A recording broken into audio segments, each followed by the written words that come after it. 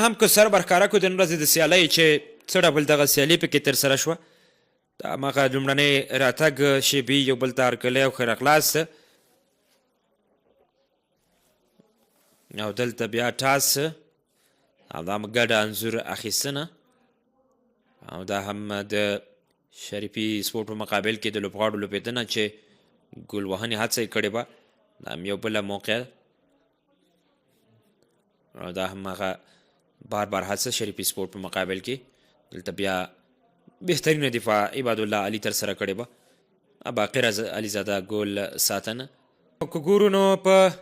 روانه سیالۍ کې څومره په زړه پورې لوبېدنه وه د دغې لوبډلې لړخه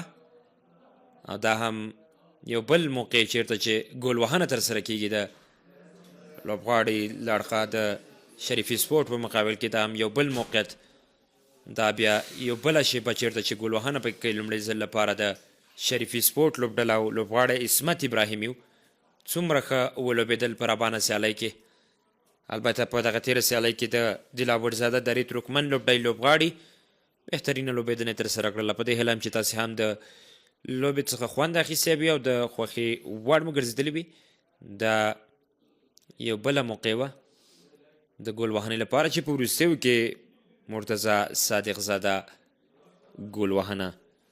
د خپلې لوبډلې په ګټه باندې ترسره کوي خوندوره سیالي دلاورزاده درې ترکمن مرتضی صادق زاده په درېیمه د لومړۍ د نمایي